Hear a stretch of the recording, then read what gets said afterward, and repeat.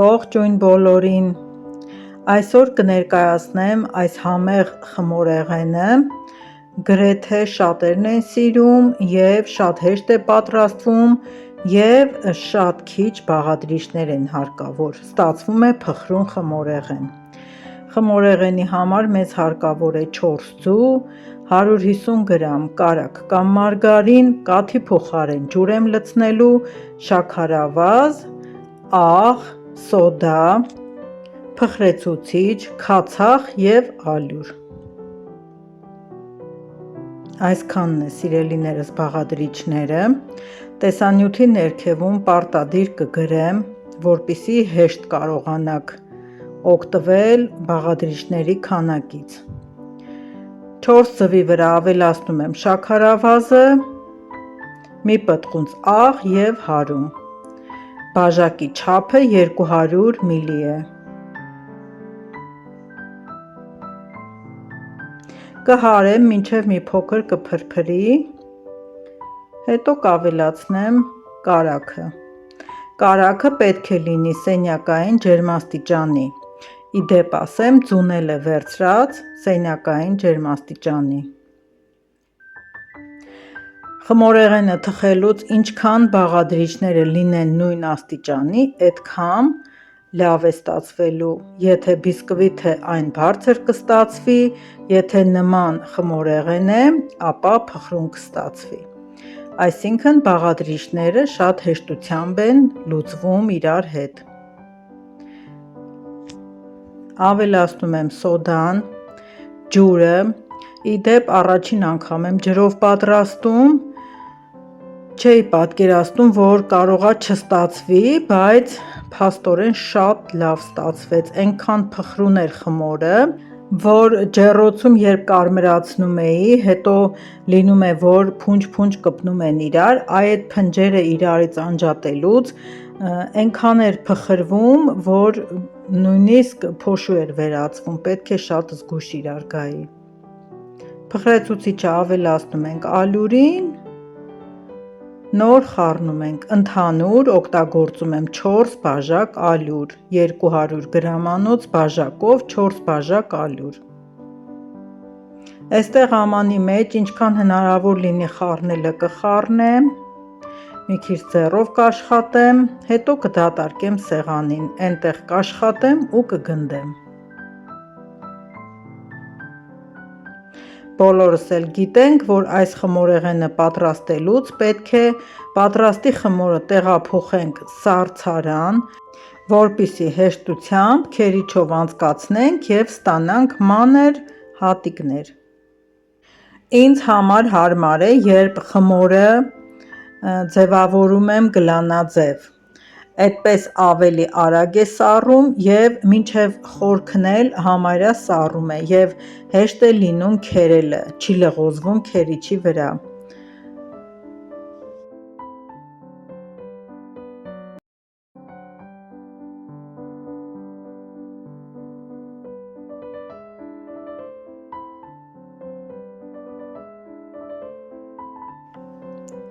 Ահա սիրելիներս, տեղափոխում ենք սառցարան, գոնե 2 ժամ։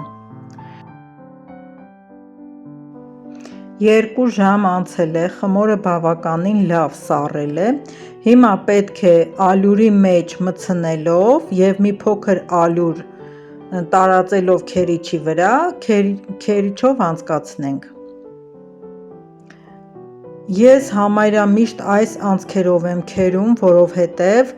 երբ այն կարմրում է, կարմրելուց հետո տրորում ենք կամ կրեմը խառնելուց հետո տրորում ենք, ավելի է մանրանում։ Դրա համար այս չափը շատ նորմալ է, ավելի փոքր անցքերով երբ որ քերենք,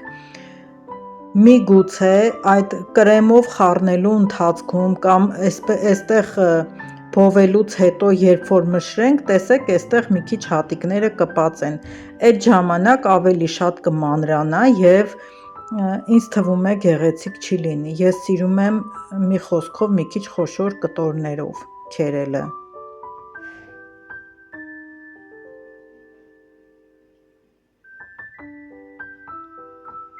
Մինչև մեկը քերում եմ, այն մյուսը թխվում է, մինչև թխածը մանրեցնում եմ, այն մյուսը արդեն քերած է լինում։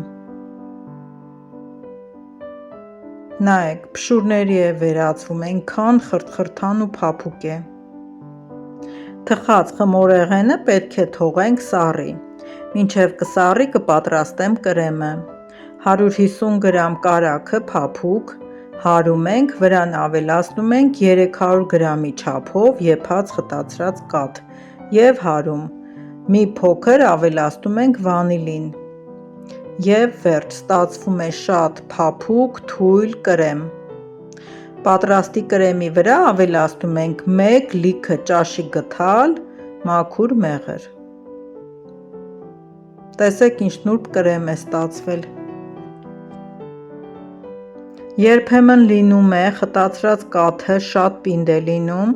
և այսպես կարագը պատրաստելուց կրեմը չի լինում այսպես հարթ, միասեռ։ Սիրելիներս, մի գաղտնիք ասեմ, 1 սուրճի բաժակ կամ օշարակ կամ կաթ եռացնում եք ու հենց եռման վիճակում ավելացնում եք կրեմին։ Ես այստեղ չեմ արել, բայց շատ անգամ եմ այդպես արել։ Այդ դեպքում կրեմը լինում է շատ համասեռ։ Վերջ, հիմա պետք է այնքան խառնենք, մինչև ամբողջությամբ փշուրները պատվեն կրեմով և թողնենք մի 15 րոպե, որպեսզի կրեմը քաշի խմորեղենի մեջ, խմորեղենի այս հատիկների փշուրների մեջ։ Նոր սեղմենք բաժակները։ Ահա սիրելիներս, բավականին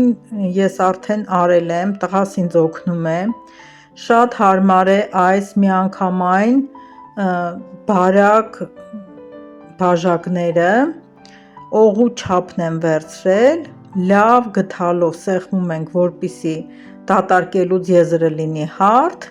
և սեղմելով ենք անում, որպեսզի այն ուտելուց կամ դատարկելուց չփշրվի, չթափի։ Քանի որ մի 15 րոպե առաջ ենք այն կրեմը լցրել, թողել ենք հանգստացել է, շատ հեշտությամբ կպնում են իրար։ Ահա սիրելիներս,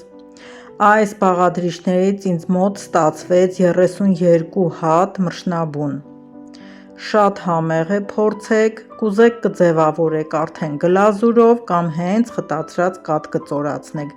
Ես ոչ էլ ձևավորեցի։ Գևուլիկից ձեզ բարևներ, շնորհակալ եմ, որ դիտեցիք, կհանդիպենք նոր տեսանյութում։